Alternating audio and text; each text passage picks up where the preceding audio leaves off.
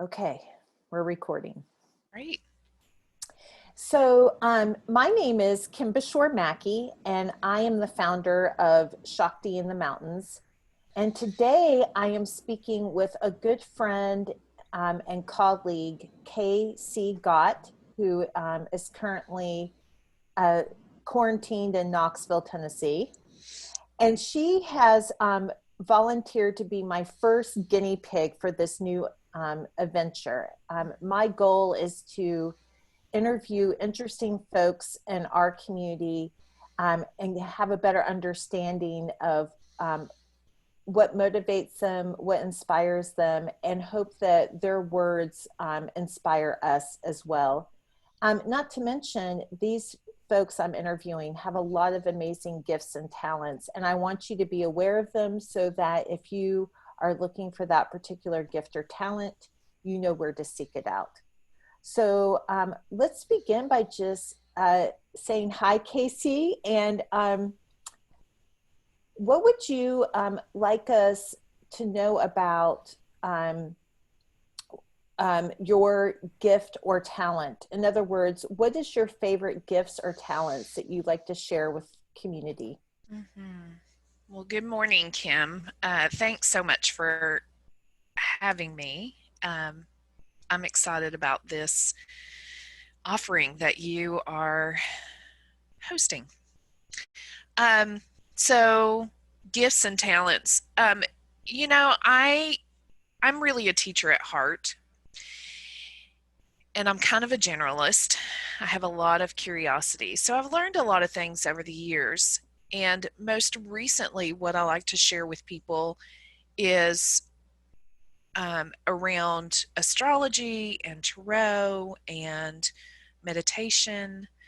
Um, and really just so, in addition to being a teacher, I'm also a strategist. So I've spent a lot of time coaching people, even though I didn't know that's what I was doing.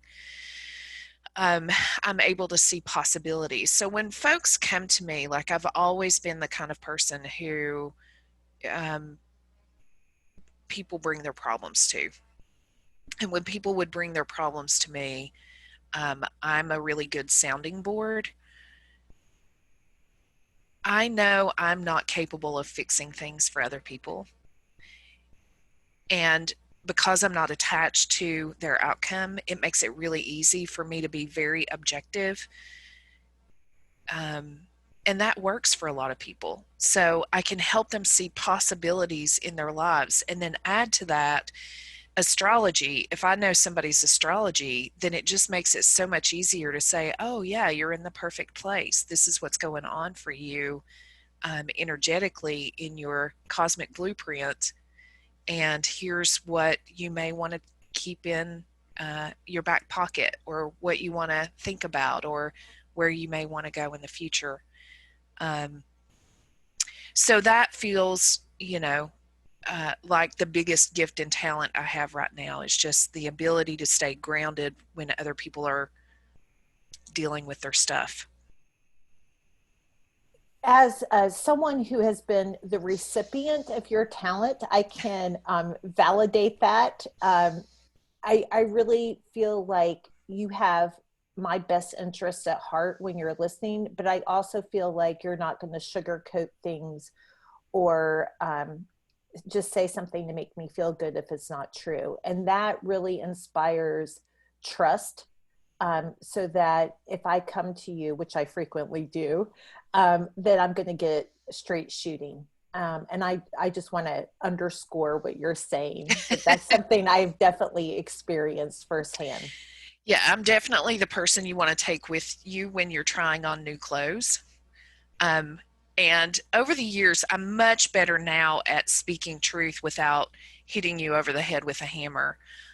When I was younger, in my 20s, I would hear things like, oh, well, you're just brutally honest. And so I had to get honest with myself about, do I want to be somebody who's known as being brutally honest? Now, in my 30s, I was also told I was intimidating, and I'm okay with being intimidating. I don't want to be brutal. So, my hope is over the years that I've gotten to a place where I can speak truth without harm, in the most compassionate way possible. But yeah, definitely, uh, I'm going to tell you the truth. If you ask me, do these pants make my behind look big? For sure. Yes, much appreciated.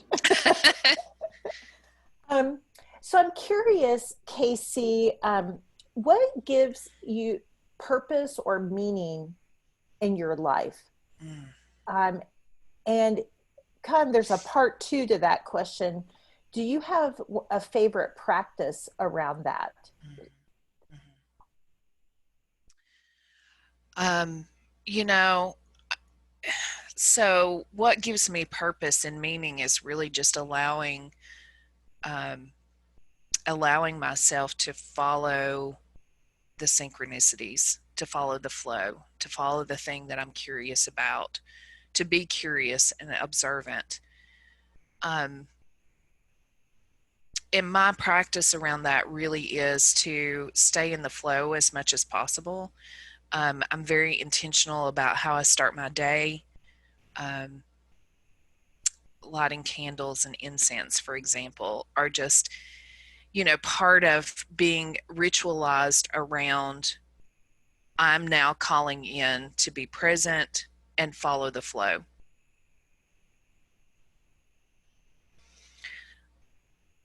And that leads me to some pretty interesting places. Uh, some days are better than others in terms of staying present and in the flow and with the curiosity. I know when I'm not present and curious, I can get stuck in judgment and ego. So for me, my purpose is really about being connected to whoever's in front of me, being connected to myself, being connected to the moment. Um, yeah. And so when judgment and ego get in the way, then, I make assumptions about myself, about other people. And that makes it hard, right, to stay connected. Judgment is a separator. Yeah. So, yeah. When you find yourself in a place of judgment or ego, is there something that helps you bring you back to connection and flow? Mm-hmm.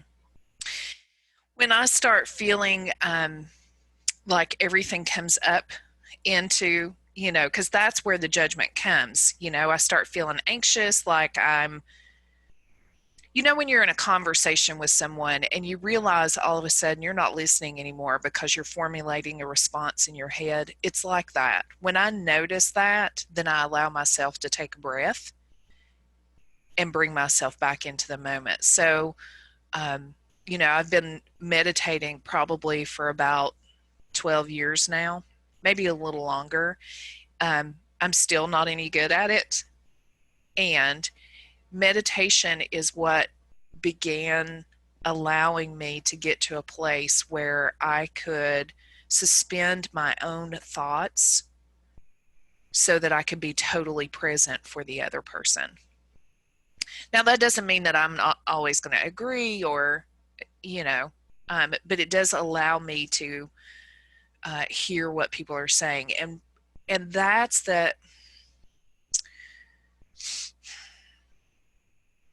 I think for most people, they just want to be seen and heard, witnessed.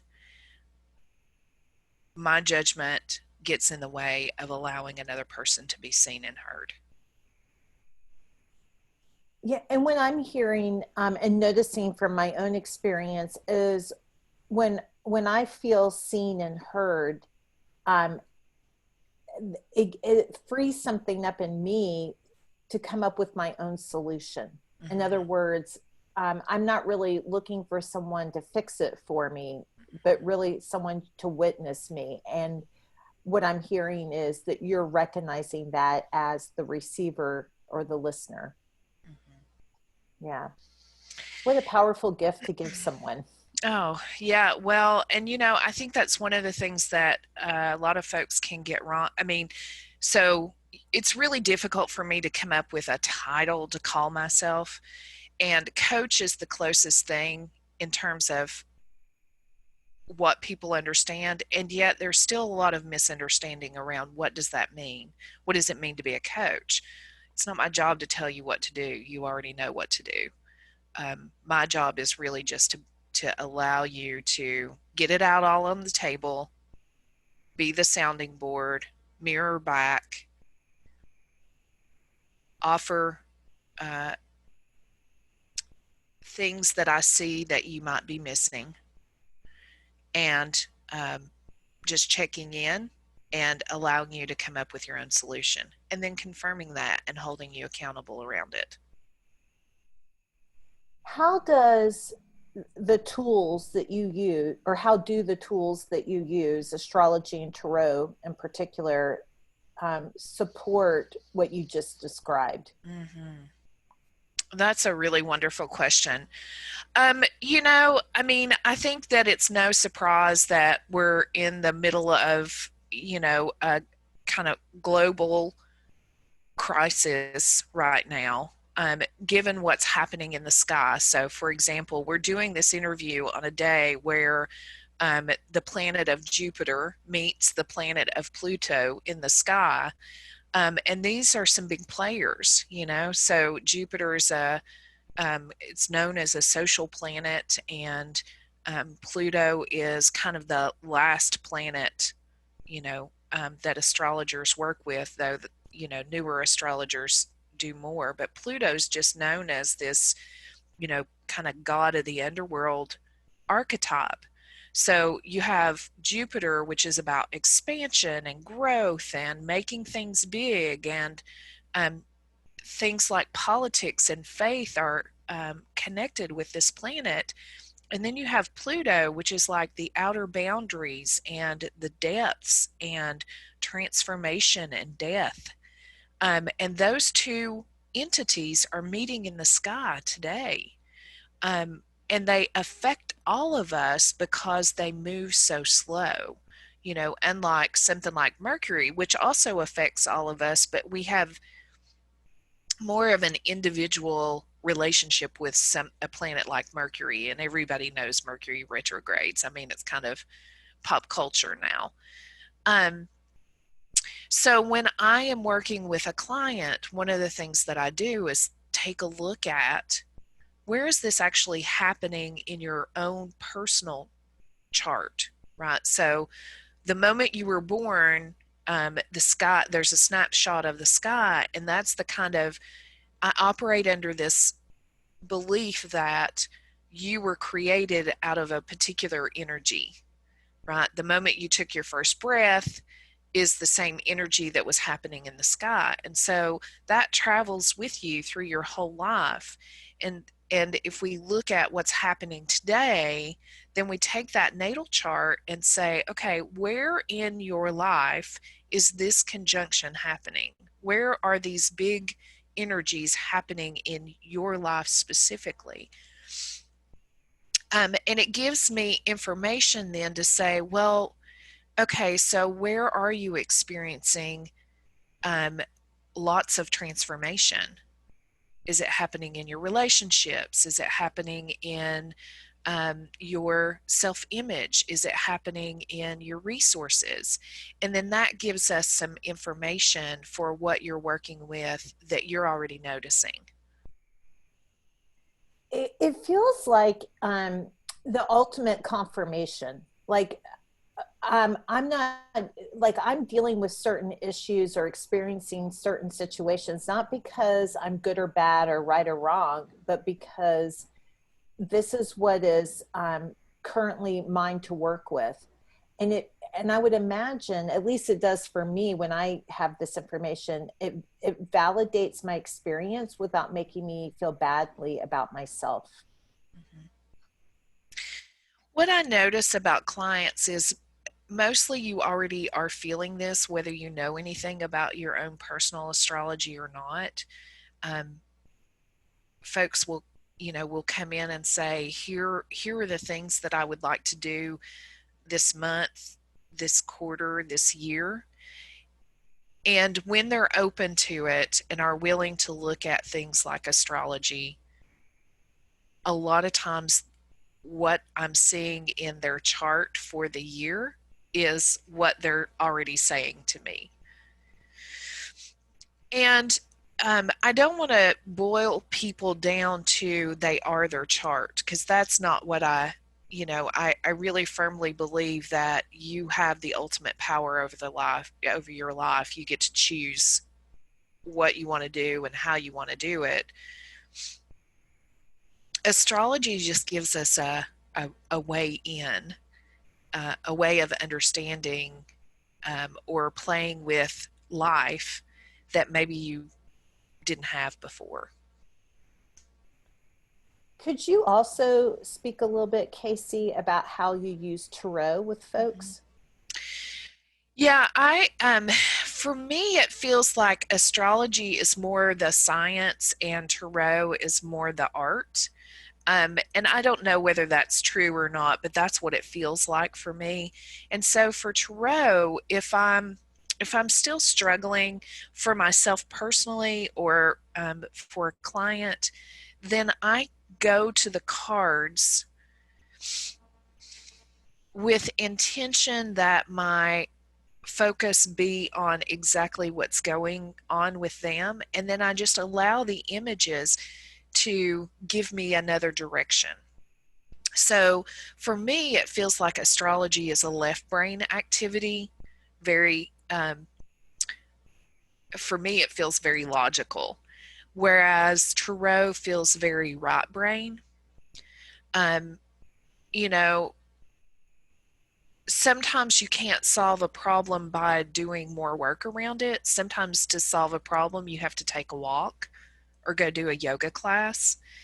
Um, for me, that's what tarot is the taking the walk. It's the giving up the struggle in the mind and just allowing spirit to come through. Whether that's, God, the universe, spirit, but something from somewhere else comes through. So this leads me into more of a generalist question for you, but I think it would be really helpful for our listeners, which is, um, when everything is going well, it's easy to have these practices or these belief systems in place. And so I'm wondering if there's something you would be willing to share that you would consider a hard thing. Um, and if you could share a little bit about what that was and what you gained from that experience, what came out of it.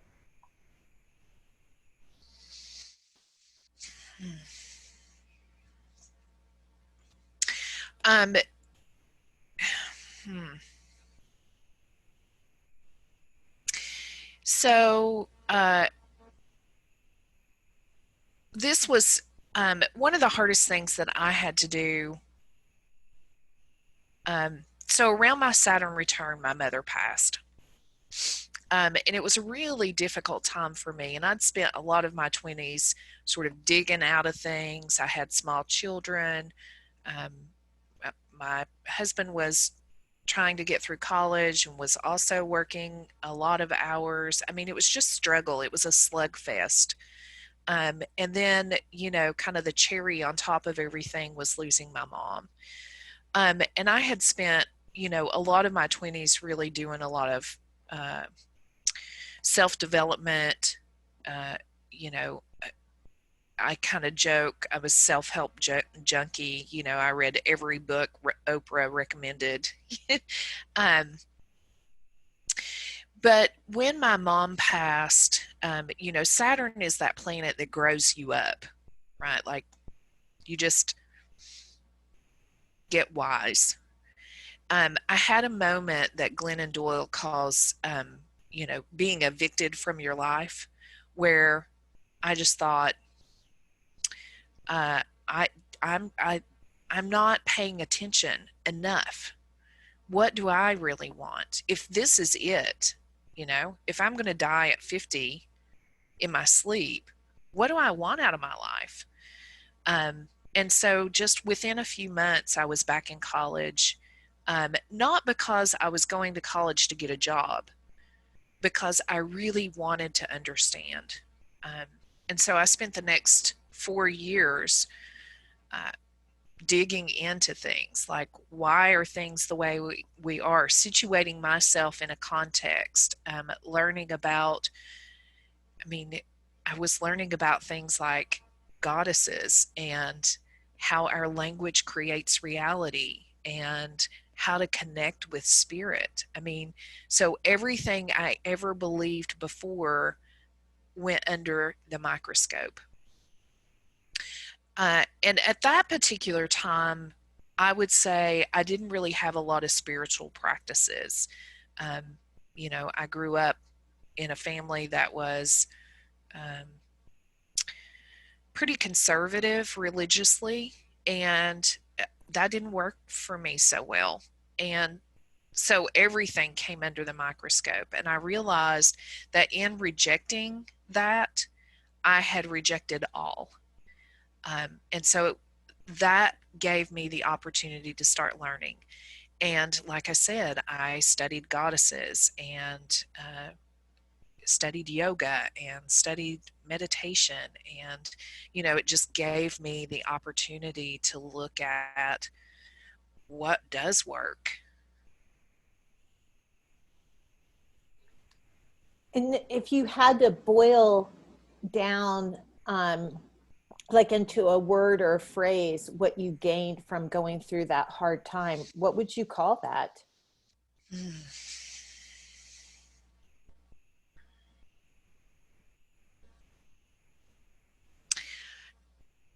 It feels like waking up to the divinity that we all have inside of us. That feels really sweet. Mhm. Yeah. Thank you for sharing that. Yeah. So I'm going to change tactics a bit and do something that I'm calling lightning round questions. And in full disclosure, I heard Brene Brown do this on her podcast. I loved it, and I wanted to replicate this with the folks I was speaking to because I think it's really interesting to hear what another person is doing. And and this is how sometimes I find out titles of books I want to read or new music to listen to. So I'm going to do a lightning round with you, Casey, and then we'll wrap up with where people can find you. So, okay, you ready for the lightning round? Sure. Okay, here we go. What do you love about being a woman? Um, I really love that I live in a time where I can be both strong and soft, and both of those things are accepted. I love both putting on makeup and a nice dress and going out to dinner and having somebody open the door for me. And I also love being a powerhouse. Um, so that's what I love about being a woman. Thanks. Okay, what is one thing that people typically don't know about you? Mm. Well, people who've worked really close with me know this, but a lot of times people just don't know I was named for Christmas. So K is Christina and C is Carol. And my mom was a Christmas freak, really loved it. And your birthday is not that far away from Christmas. It is not. Mhm. um, what are you reading right now? So I actually have I almost always have like 4 or 5 books going on, and what I'm reading right now is Rise Sister Rise by Rebecca Campbell, and I'm reading Existential Kink by Carolyn Elliott, which is a lot of fun. Um, and then I'm reading some older books. So I'm reading uh, Think and Grow Rich by Napoleon Hill, and I'm reading a book on the Thoth Tarot, which is Aleister Crowley's tarot. And then I'm reading some Nora Roberts, some older Nora Roberts, and that's my fluff. As someone who also reads fluff, I can appreciate that. Um, what is your favorite podcast right now? That's hard to say. Probably my very favorite that I try not to miss is Astrology Hub's podcast.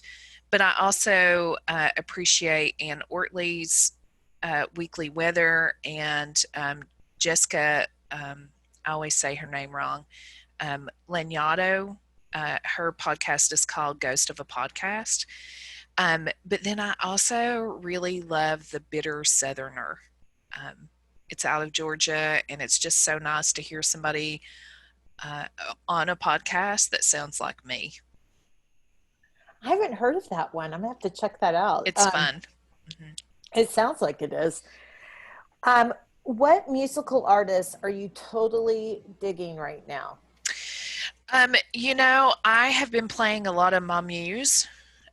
You can find them on YouTube. They are just beautiful. And I can't say that it's really an artist, but Channing Nicholas sends out a um, a Spotify list every month for your sign, your rising sign, if you want to listen to that, or your sun sign. So I really love listening to that list. And then your last question, what does freedom mean to you? Mm.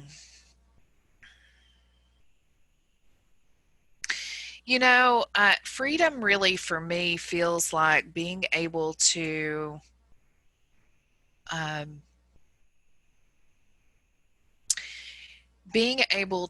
move through the day without restriction, um, knowing that nobody's coming to take anything away from you, but also being able to create in a way that makes your heart sing.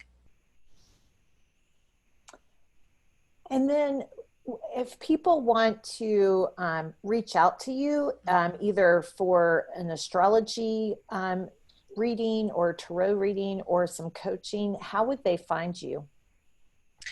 Yeah, you can find me online at appalachianmystic.com. Or you can email me at info@appalachianmystic.com. I'm on Facebook and Instagram as well. Casey, thank you for being my first guinea pig. Yeah, thank Um, you. yeah, one of the things that I was challenging myself is to do something that I wanted to do without waiting for it to be perfect. But I have to say, felt like a pretty good first run. Yeah, well, thank you so much, Kim. I love what you bring out into the world, and may we have more of it. Thanks.